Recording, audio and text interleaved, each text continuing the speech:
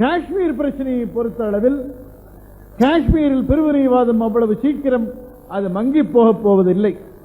ஆனால் நான் பலமுறை பத்திரிகையாளர்கள் மத்தியில் கூட வற்புறுத்தி இருக்கிறேன், பத்திரிகையாளர்கள் கூட்டத்திலும் கூட பேசியிருக்கிறேன். காஷ்மீரில் நமக்கு அடக்குமுறை தேவைப்பட்டாலும் ராணுவத்தை கொண்டாவது அடக்கியாவது அந்த நிலப்பகுதியை கைவசம் வைத்துக் கொண்டாக வேண்டும் என்பது என் கருத்து. சில சமயங்களில் அரசாங்கம் கருணை காட்ட முடியாது. எல்லா சமயங்களிலும் கருணை காட்ட அரசாங்கம் ஒரு ஸ்கவுட் குரூப் அல்ல, சாரணர் சங்கம் அல்ல.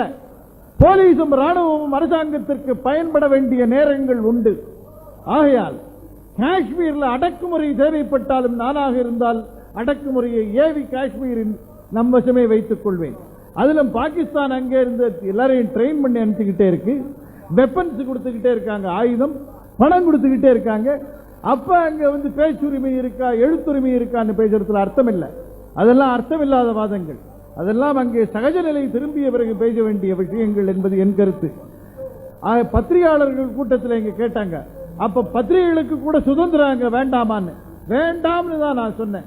சப்போசிங் நாளைக்கு பத்திரிகைகள் அங்கே காஷ்மீர் உள்ளே நுழையக்கூடாது என்றால் சரி என்று கேட்க வேண்டும். அதுதான் பத்திரிகையாளரின் தேசிய கடமை என்று நான் சொன்னேன். ஏனென்றால் பத்திரிகையாளரும் கூட முதலில் இந்த நாட்டு பிரஜை, இந்த நாட்டு குடிமகன், அதற்கு பிறகுதான் அவன் பத்திரிகையாளன் என்பதால் காஷ்மீர் நிலப்பகுதி நம்மிடம் தங்க வேண்டும் என்றால் அடக்குமுறையோ துப்பாக்கி பிரயோகமோ எதையாவது செய்து அதை செய்து கொள்வதுதான் இந்த தேசத்தின் கடமையை தவிர வீண் வாக்குவாதங்களை நடத்தி அதை இழப்பது மிகவும் முட்டாள்தனமாக இருக்கும் என்பது என்னுடைய அபிப்பிராயம்.